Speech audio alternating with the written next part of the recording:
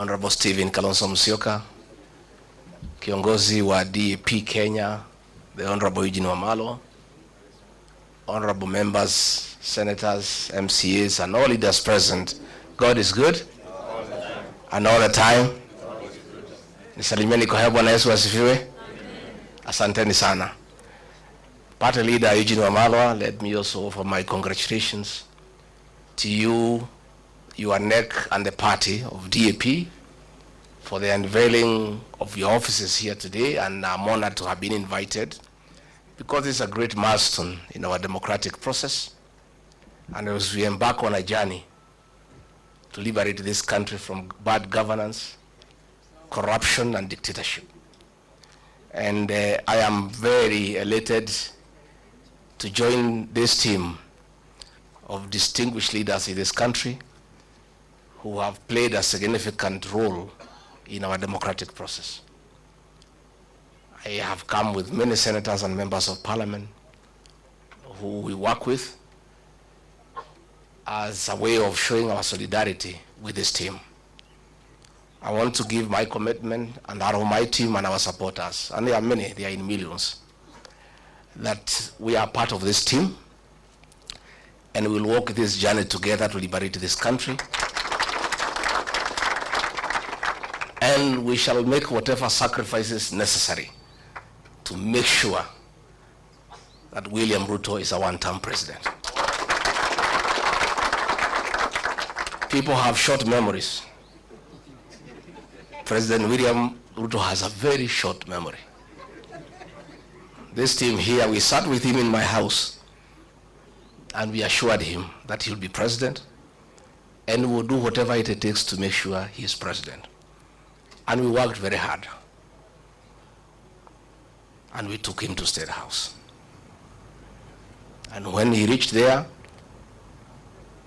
he put aside everything we had agreed on how we need Kenya to be.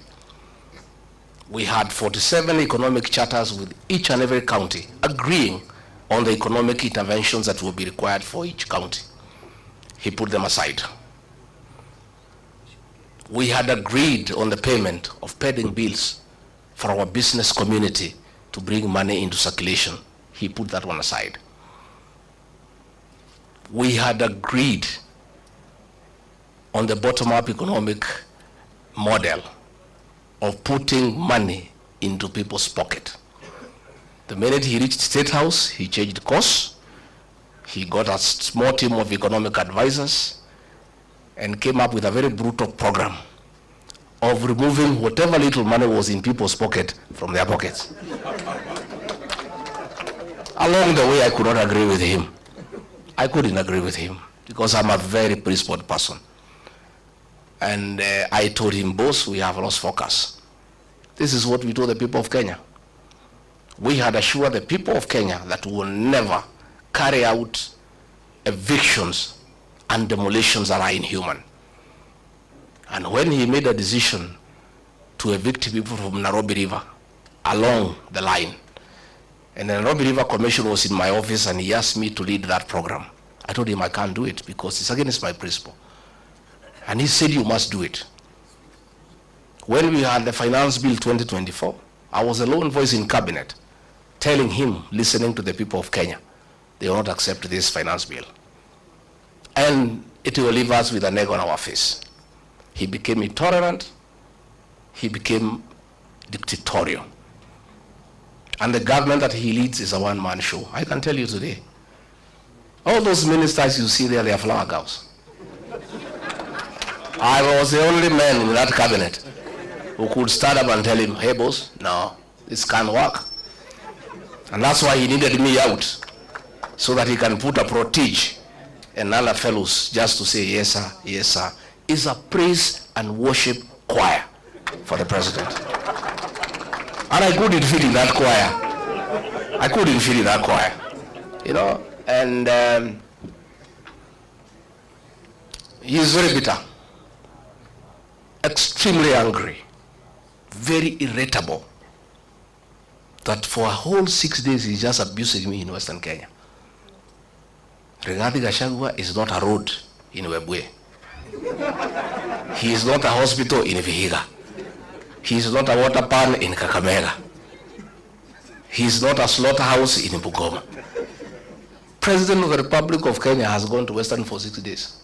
Just talking about Gachagua, occasionally Kalonzo Musyoka, because he's bitter that his voting bloc, the one that made him president, the Mount Kenya bloc, is gone and gone and gone forever.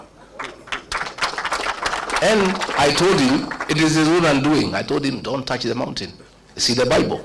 If you read the Exodus, I told him, don't. Many times. But it's because he has some young MPs he moves around with. Young boys who are born in towns and brought up with Stererak. They don't know the community. So they tell him, no, it's okay, no problem. Mulima ni yako, wewe ulikuja huko mwenyewe. Hawa watu ni wako, hata ukitoa huyu weke huyu hakuna shida. Nikamwambia mimi ni mzee. Hawa watu mimi nawajua.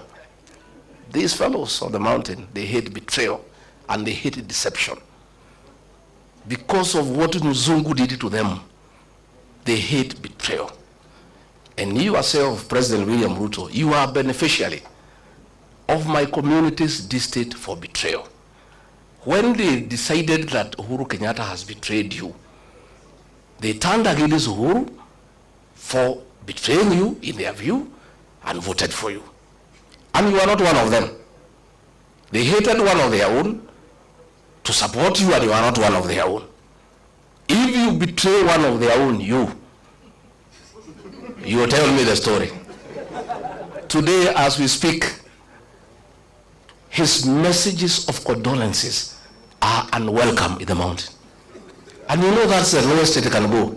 You know funerals are very solemn. In my community where I come from, even if it is suspected you had a hand in the death of the person being buried, people still allow you to come and even give condolences. When a people say they cannot listen to your condolence, you know it's over. The other day we were in Embu, and they are trying to blame Justin Muturi Bidan because the people rejected his condolence message. The president wrote him abusive messages the whole night, threatening to sack him. But even if you sack Bidan Muturi, nothing will change in that area. Nothing. And I told him, and he cannot say I did not tell him. Because me, I'm an honest man. I sat him down and I said, boss, you believe my now, why he's annoyed is because 47% of his support, 4 million votes, iko nje. Sasa anategemea ati Raila akienda AU, he can transfer zile zake. Zile za Raila zilikuweko za Wiper, they are not there. Ile ya Mlembe is not there. Hii ya Kisii is not there. Huyu jamaa amekwama. Amekwama. And I can tell you, because I know him, he is cornered.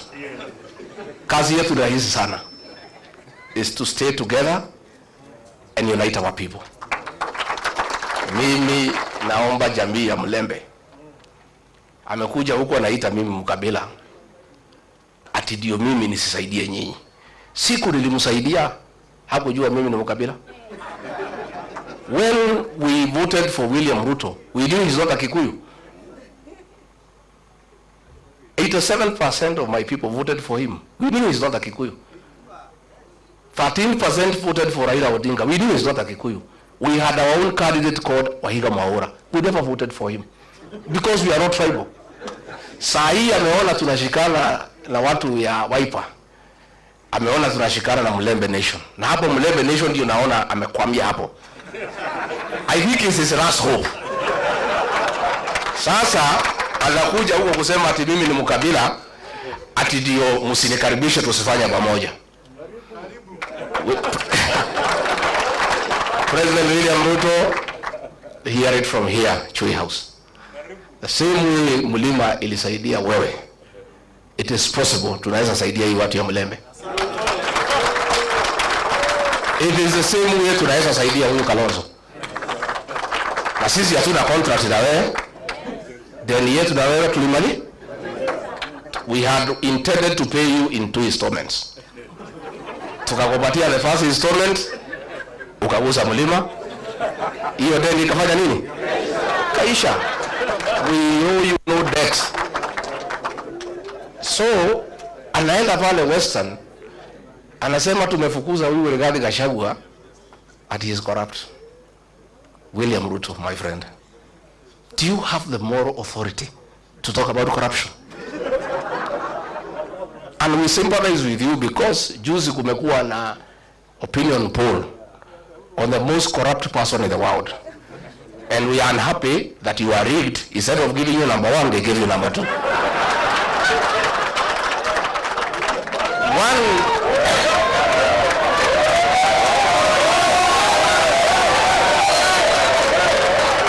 Let me say,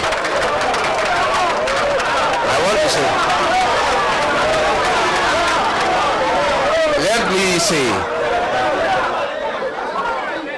President William Ruto could not agree me to stay in government because I could not agree to corruption.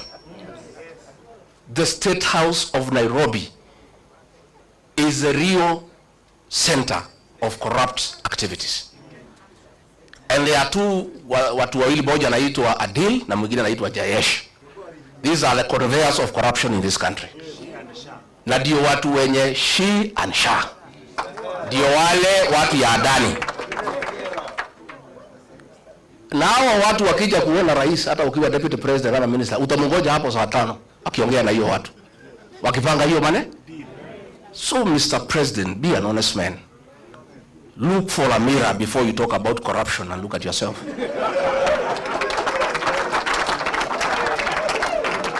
If you think the people of Kenya are very intelligent, Rigathi Gachagua has not been associated with any scandal in this country.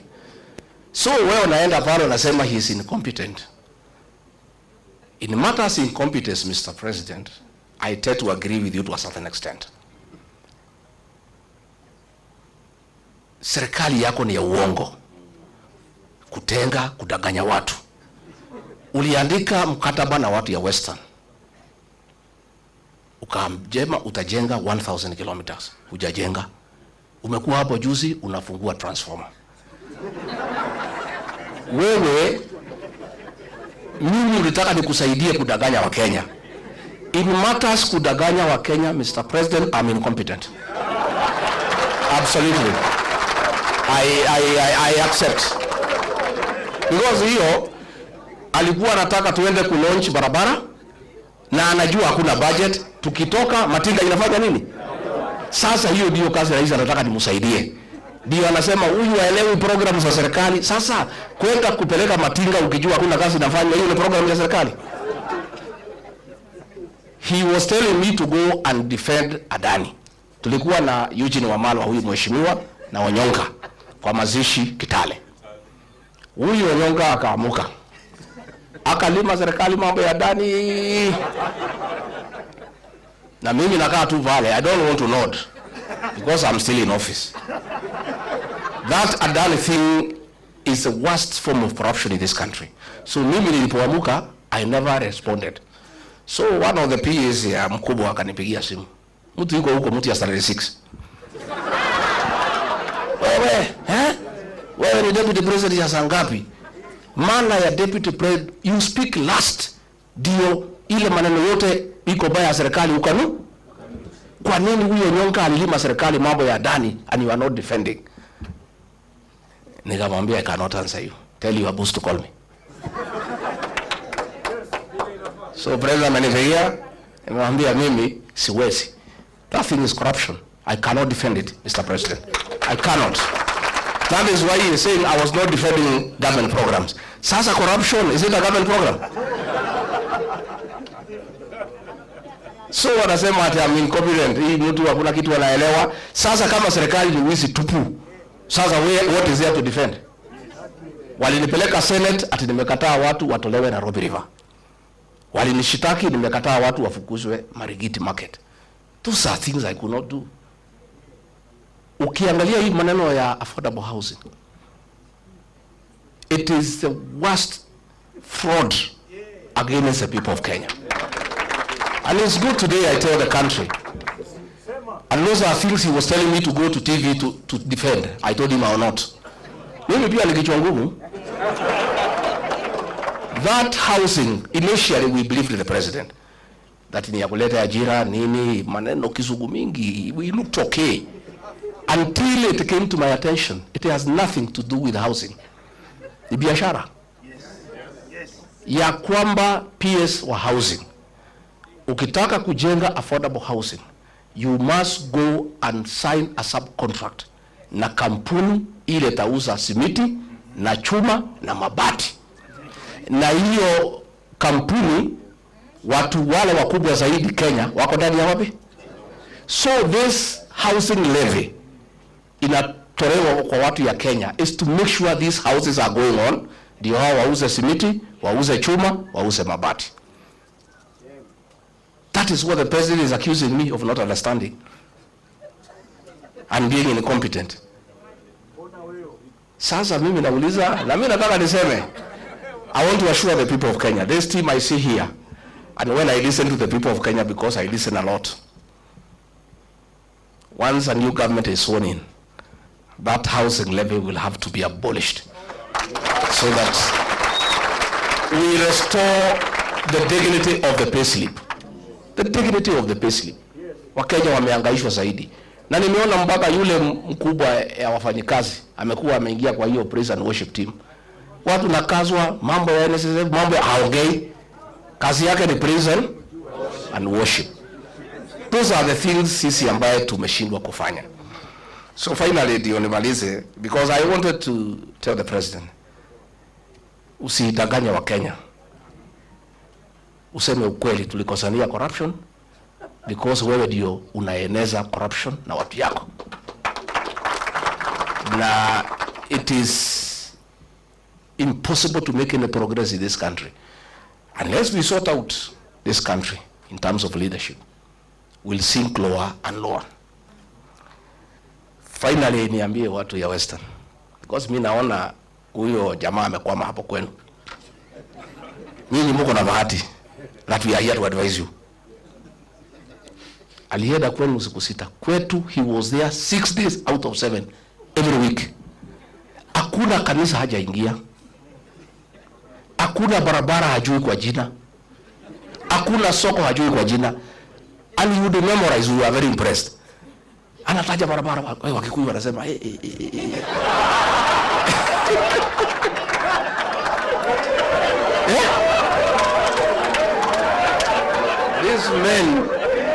These men called a community that has pride, a community that's hardworking, that is rich. Watu wamesoma. He called all of us, our bishops, our reverends, our pastors. Hata huyo Waititu na mimi Ligiji. He called all of us. Alikuwa anakuja, kuangalia osho. Sasa amekuja kwenu, msangarere Mwimalamu. That is the same script. Nyinyi mkikubali mtalia vile watu ya mlima wanalia. All those